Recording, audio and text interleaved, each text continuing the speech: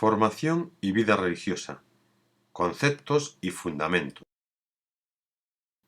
En nuestro acercamiento introductorio a los conceptos de progreso itinerario, hemos de constatar que estos no se refieren única y exclusivamente a la persona individual. También se puede hablar de un proceso y de un itinerario dentro de un conjunto, una institución, una congregación. La vida religiosa es un conjunto, la Iglesia. En este sentido, os proponemos un acercamiento al cambio de la vida religiosa en los últimos 50 años, tratando de identificar el itinerario seguido, así como el proceso de transformación experimentado por la vida religiosa. Desde esta perspectiva, os invitamos a acoger la reflexión sobre el cambio de la vida religiosa en los últimos 50 años, descubriendo el itinerario seguido y el proceso realizado por ella misma. La reflexión habla de tres etapas en este itinerario de cambio: renovación, refundación, reestructuración.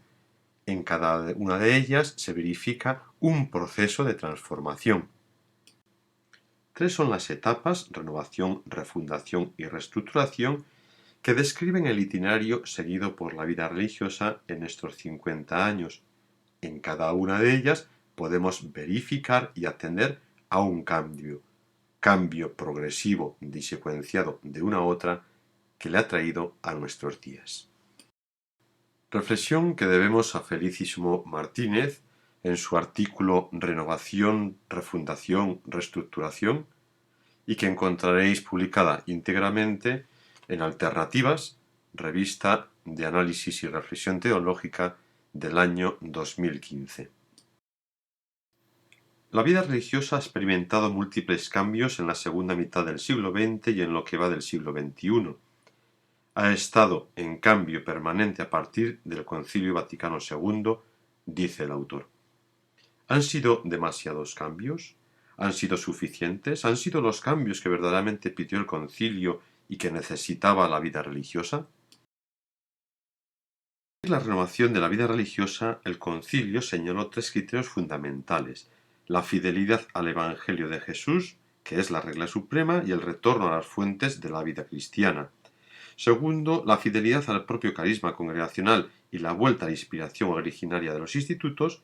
Y finalmente, la acomodación a las condiciones cambiantes de los tiempos. El primero de los criterios obligó a revisar una orientación demasiado jurídica y disciplinar que la vida religiosa arrastraba. Exigió el segundo de entrada estudios históricos críticos de los orígenes congregacionales, de los fundadores del carisma fundacional, pero sobre todo exigió una revisión profunda de la legislación. La adaptación a las condiciones cambiantes de los tiempos sacó a las órdenes y a las congregaciones de un cierto capillismo que las mantenía encerradas en sí mismas y bastante ajenas al resto de la vida religiosa y de la misma Iglesia. Llevó a la vida religiosa una cierta liberalización de las estructuras, costumbres y tradiciones, reformas en los distintos ámbitos de la vida de las comunidades, los horarios y la organización de la vida comunitaria, la oración, los hábitos talares, las salidas de la comunidad, la misión, etc. Así, se consiguió una cierta humanización de la vida religiosa, de las relaciones interpersonales, de los votos, especialmente de la obediencia, de la disciplina, de la relación con las familias. Pero esta adaptación a las condiciones cambiantes de los tiempos no siempre estuvo motivada ni fue conducida con criterios evangélicos. Esta liberalización de la vida religiosa condujo a veces a una secularización extrema. Esto planteó preguntas fundamentales. ¿Fue suficiente la reforma posconciliar de la vida religiosa? Planteó la necesidad de revisar y evaluar críticamente los resultados de la renovación y, en definitiva, dio lugar a la siguiente fase de la refundación. La propuesta de la refundación obedecía a dos hechos fundamentales. En primer lugar, era necesario superar una concepción y una praxis meramente estructural de la renovación de la vida religiosa que había pedido el concilio, es decir, la renovación se mantuvo a un nivel disciplinar o estructural, sin afrontar el verdadero núcleo de la renovación, que consistía en tomarse muy en serio el primer criterio de la renovación, la fidelidad al Evangelio, el fomento de una vida evangélica radical. En segundo lugar, la propuesta de la refundación obedecía a una deficiente puesta en práctica del tercer criterio señalado por el Concilio para la renovación adecuada de la vida religiosa, la adaptación a las condiciones cambiantes de los tiempos. ¿Cómo se adaptó la vida religiosa al mundo moderno y posmoderno? ¿Cuáles fueron los cambios en esta segunda etapa de refundación? Cabe decir que es preciso adaptar la vida religiosa a este mundo secular, pero no a costa de un secularismo romo y asfixiante que olvide la dimensión mística de la vida y silencia a Dios para no molestar a nuestros contemporáneos. Fue tanta la adaptación al mundo moderno y posmoderno y tan indiscriminada en muchos casos que la vida religiosa dejó de ser significativa y cuestionante para las personas no religiosas. Esta situación dio lugar a una nueva propuesta de refundación. El propósito era recuperar las bases teologales de la vida religiosa en cualquiera de sus momentos históricos y en cualquiera de sus formas. Los fundamentos teologales que constituyen la verdadera identidad de la vida religiosa son básicamente tres. En primer lugar, la experiencia de fe. En segundo lugar, la experiencia de fraternidad o la experiencia comunitaria.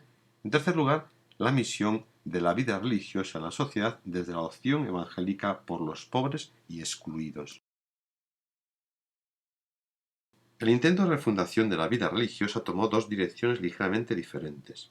En algunos sectores entendieron la radicalidad en un sentido preferente y casi exclusivamente espiritualista. Por otra parte, otros sectores pusieron tanto énfasis en la dimensión política de la vida religiosa que poco a poco se fue debilitando la dimensión mística. El hecho es que antes que en la mayoría de los religiosos y religiosas se hubiera consumado el proyecto de refundación, se echó encima la necesidad de la reestructuración, en la que se encuentra enfrascada en este momento la mayor parte de las órdenes y las congregaciones. La razón, el motivo fundamental, hay que buscarlo en hechos menos espirituales y más biológicos, sociológicos, demográficos. La reestructuración se ha ocupado de varios frentes en la vida religiosa. El más conocido ha sido la fusión de congregaciones, provincias, delegaciones. Debe procurar un aligeramiento del patrimonio y la planta física, al menos en las grandes órdenes clásicas. La reestructuración debe hacer un ajuste razonable de obras y ministerios.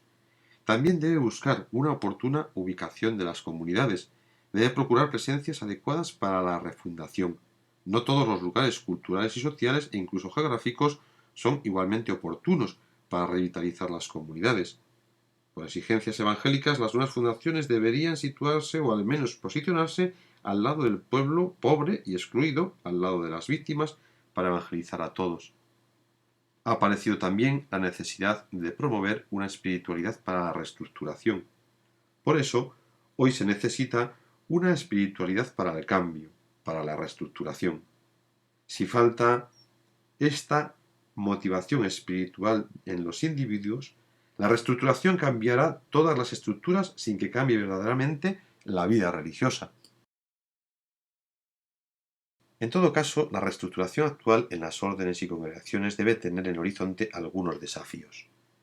La vida religiosa debe ser más laical y menos secularizada. La vida religiosa debe ser más anormal y menos extraña, una vida evangélica alternativa, contracultural. La vida religiosa debe ser más liminar y menos sectaria. La vida religiosa debe ser más política sin dejar de ser mística.